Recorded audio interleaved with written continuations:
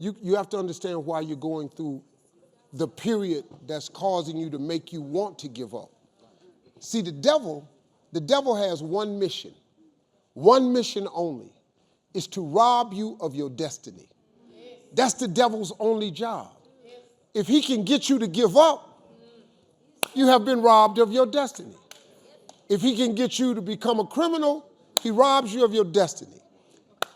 If he gets you to never follow your dream, chase your dream, he robs you of your destiny. If he causes you to think that this is all my life is, he has caused you to rob you of your destiny. You just have to understand that Satan has one job: to rob you of your destiny. When you have thoughts that are negative, that's not God. That's Satan. He's doing everything he can to keep you from being who God made you to be. You got to get focused, man. You got to understand that this hard time that you're going through is everything you're going through is preparing you for what you ask God for. Every trial and tribulation you go through prepares you for the life God has for you. All the hard times. First of all, let me just say just one last thing. Now I got to take this picture. You cannot name one single thing that God has not brought you through. If he hasn't brought you through it, he's currently pulling you through it right now. And you know how I know that's true? Because you're sitting in here. You can't. Everything you ever thought you would not make it through, you got past it. Now, if you're currently going through something right now, guess what? You're going to get past that too. It always works that way. You always do. I was born to do this. God gave me this gift. I discovered it, and I used it. You've got to discover your God-given gift. Your gift is the thing you do the absolute best with the least amount of effort. As soon as you discover that, your life changes. You have two important days in your life: the day you're born and the day you discover why. The why is directly tied to your gift. It is the thing God gave to you at birth. All of you are gifted, everybody in here. Everybody in this room is gifted. You just got to quit looking at it as running, jumping, singing, and dancing. There are other gifts. Once you identify that gift, the Bible says your gift will make room for you and put you in the presence of great men. That's what your gift will do. You got to discover that. Just sit down with yourself and think, what is it you do the absolute best with the least amount of effort? What is that? That's what you do. If teaching is your thing, teaching is it. If connecting the dots, networking is it, networking it is. Is some people are care for people better. Some people babysit. Come on, man, do what you're going to do. Because babysitters turn into daycare centers. Daycare centers turn into businesses. Those businesses turn into millions of dollars. Look, I'm going to tell you something real. You can be rich if you make the decision to be rich. You just got to stop trying to think of how to make $1 million. If you could think of how to make $1 million, wouldn't you have done it by now? You don't need to think of how to make $1 million. You need to think of this gift if you have that can make you $10. $10. Let me ask you a question. How many of you have something that you could do that you could charge someone $10 for? I don't care if it's braiding hair, cutting grass. I don't care if it's making beads. I don't care if it's making clothes. All of you have something. You can tutor somebody for $10. You can babysit somebody for $10. Then guess what you do? Go do that. Then when you make the $10, I want you to do it 10 more times. You'll have $100. After you do that 10 times, I want you to do it 10 more times. Whatever you did to make $100, do it 10 more times. You'll have $1,000. After you make $1,000, here's what I want you to do. Whatever you did to make the $1,000, listen to me, I want you to do it 10 more times. You will have $10,000. Now, here's the hard part. When you make $10,000, here's what I want you to do.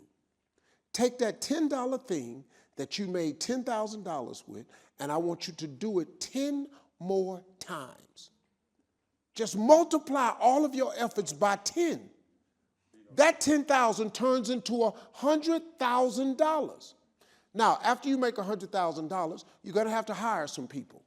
They're going to have some people working for you so you can keep doing it in multiples of 10. But after you make $100,000, I got news for you. I want you to listen to this real careful. Here's what you have to do. This is the catch. Whatever you did to make $100,000, listen to me. You have to do that 10 more times. Once you do that 10 more times, congratulations. You are now a millionaire. That's how it works. These jokes I tell, I didn't start making millions. I made $25 a night when I first started. I made $25 a night. But I kept doing it over and over and over till I started $50. Then I charge $100 a night, $125 a night, $150 a night, $250 a night, $1,000 a night, $5,000 a night, $50,000 a night, $100,000 a night, $200,000 a night, $500,000 a night. I stood somewhere for $1 million a day. But I've been doing this 30-some years. I just keep multiplying my efforts by 10. That's how it's done. Simplify it. Quit tripping on the million. Make $10 and just keep doing it. I got a partner, he cut grass whole time we was growing up. He used to charge $2 for the front and $2 for the back. He made $4. We used to laugh at him every time we wanted to go somewhere. Now, wait a minute, you want to go with us? No, I'm cutting grass. We used to call him Hedge Clip. Hedge Clip, just cut grass. We used to laugh. We go to parties. He didn't want to go. I got to get up and cut Miss Jackson grass in the morning. He ain't never want to go. Yeah, we laughed at his ass. Well, guess what? He in Cleveland, Ohio today. He's 60 years old. You know how much he make a year? He makes $4 million US a year. You know what he do? He cut grass. He don't do nothing but cut grass. He got every contract in the city. He done bought 38 trucks. He got 38 trucks out on the road now. And when it's snow outside, since he do such a good job cutting grass, they let him remove the snow with plows on the trucks. He making $4 million a year. You know what his ass do? He cut grass. But if you miserable, if you go into a job and you miserable every day, you needs to quit. You gonna waste your whole life going to do something you miserable at? You ever heard the story of Marie Callender? You familiar with Marie Callender, the restaurant? The pies? You know how she started? She worked at a Greasy Spoon diner. The guy, she was single, that was her only job. The guy's diner was struggling. He didn't have hardly no customers in it. One day, Marie Callender said, you know what? I make pretty good pie. Let me try to sell some pies to help you out. He had nothing to do. He said, come on. She made one pie, bought it in next day. One guy sitting at the counter bought a slice of Marie Callender pie. He loved it. He came back, he bought another slice, and he told somebody. Somebody else came in. Next thing you know, all 8 slices was gone. So the next day, Marie Callender made 2 pies. She came in the next day, sold 2 pies. Next day, she made 4 pies. Sold all 4 of the pies. She sold so many pies that the oven she had wouldn't keep up, so she saved her money and she bought a bigger oven. She was making so many pies for the Greasy Spoon hamburger joint that the guy stopped selling hamburgers. All he started selling was Marie Callender pies. She just made pie, man. Today, there are over 122 Marie Callender restaurants. You can't go to a frozen food section and you don't see Marie Callender frozen foods and dinners in there. You know what Marie Callender do? She make pie. She was gifted at pie. If you babysit, babysit. Everybody bring their kids to you, babysitters turn into daycare centers. Daycare centers making hundreds of millions of dollars. You just got to get a chain of them. Man, come on, y'all. You're sitting on these incredible gifts that God gave you and you're not using them. Use your God-given gift. You're going to have to make a decision. Because I'm going to tell you right now, you ain't going to live on that job you got. Now, if you're gifted at your job, that's another thing. That's a whole nother thing. People are gifted as teachers. People are gifted as ministers. People are gifted as nurses. That's a whole nother thing. You're doing your gift. But if you're miserable, if you go into a job and you're miserable every day, you needs to quit. You're going to waste your whole life going to do something you're miserable at? Are you kidding me? You're talking about the rest of your life, you're going to do something that you are miserable at doing. Are you kidding me? When God clearly has given you a gift that will make room for you. The Bible says your gift will make room for you. You know what that means? It'll let you stretch out. It'll let you do things you never thought you'd be able to do. It makes space for you. Take you places to put you in the presence of great men. That's what your gift do for you. You ain't gonna get none of that down at your job. So now that's up to you, but you gotta make a choice now. You got to go live and do your gift, or you can exist and keep your job. That's a choice you gotta make. And if you think you're too old, you can stop that right there. Because Kentucky Fried Chicken was trying to sell his chicken recipe for 40 years. Nobody believed in it. He didn't get his first franchise till he was in his 60s. Why you think that picture of him? Look at the picture of the Colonel. He ain't 26 on that picture. He old. He didn't hit it till he was old. And he sold more chicken than anybody in the world until a company came along called Chick-fil-A. I read self-help books and motivation books. I learn other people's stories to help keep me motivated. Stop filling your head with this nonsense, watching all the housewives shows and stuff. Go buy the book called The Secret, go home on Netflix and rent that movie called The Secret and sit down and watch that. Yeah, I'm telling you, it's all about the Bible.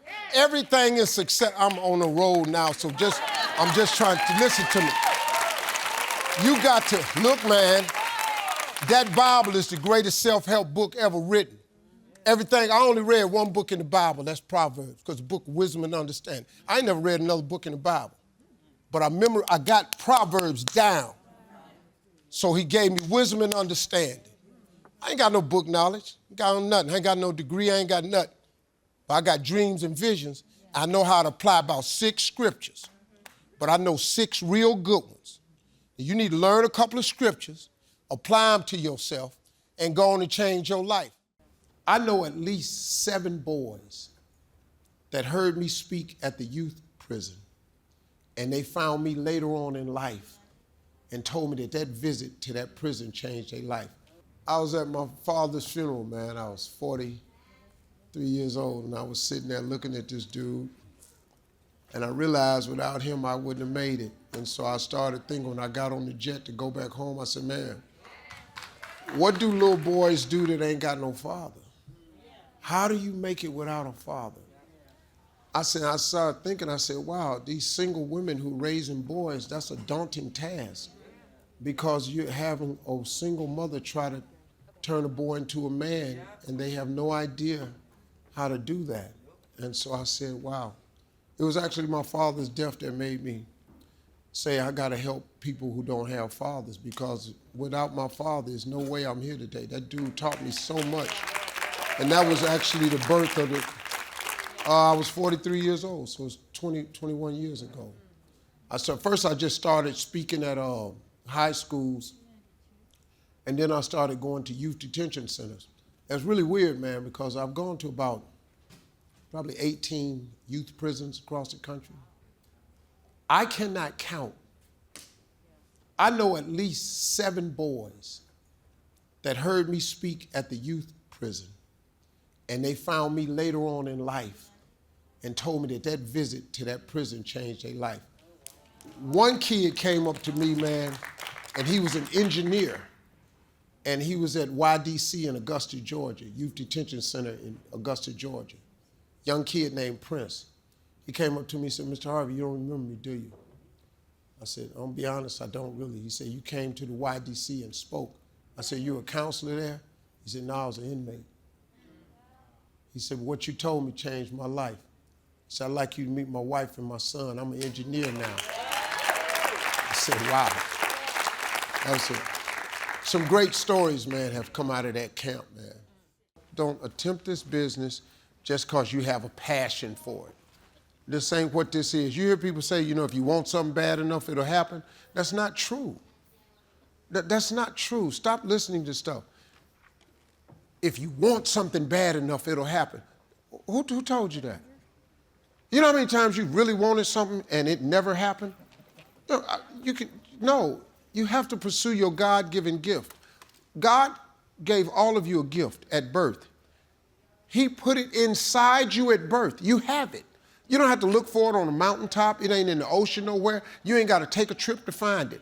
God gave you everybody. He never created a soul without giving them a gift. You have a gift. That's what you have to pursue. If you come out here to get in show business, you're going to be like 98% of all the pretty women out in LA. Working at the Cheesecake Factory, working at Danello's, working at Dre's, and every time we go in there to eat, they got a headshot they want to give us. I said, so what do you do, young lady? I'm an actress. What have you been in? Nothing yet. Okay, well, if you haven't been in anything, then you're not an actress. And so a lot of women go out there and just blow their life. And let me tell you something. Hollywood is full of gorgeous women. Because you know what? All these women that's in the top 3 pretty girls at their high school, they take their pretty ass out to LA because they've been told they pretty their whole life. Well, you get out to LA, you ain't even in the top 3,000 because everybody else out there. And it's a sad place, man. Hollywood it's a sad city, man. There's some broken dreams out there. And then the system come out there and take advantage of you. It's an agent on every corner. It's a head shop on every corner. Photography shop, resume shop. They just out there taking these people's money, selling their pipe dreams. So if I were you, I would make sure that I'm gifted at this. See, I went to Hollywood because I had a gift. I had a skill set, a very unique one. I have the ability to make people laugh whenever I want to. That was my gift. But the other thing I would warn people about is don't look at success as fame and money. That's not what success is. Success is living in your God-given gift to the fullest. That's success. It's successful teachers. It's very successful nurses. They're not rich, but they happy. You can be happy without money. I know a lot of rich people miserable, boy. Because money don't make you happy. It helped.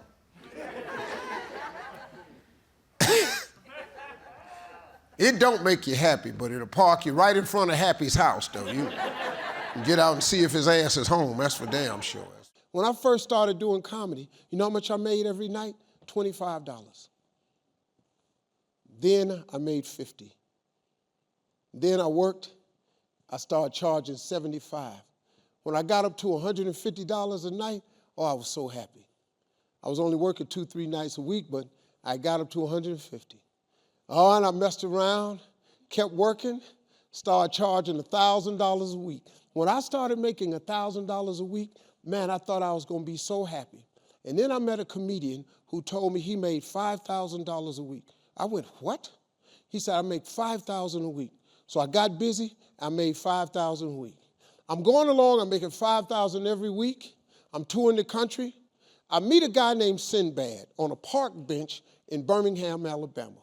Sinbad was sitting on a park bench with a bag of trash next to him, a trash bag. I met him because he was starting to be a very famous comedian named Sinbad, very popular. I said, man, so we talking. I'm homeless at the time because I'm having a lot of trouble. And I meet him and I said, hey man, where you going? He said, I'm going to Florida. I said, I'm Steve Harvey. I've seen your pictures in the comedy club. I said, we got to talking, we got comfortable. I said, hey man, what's in that bag?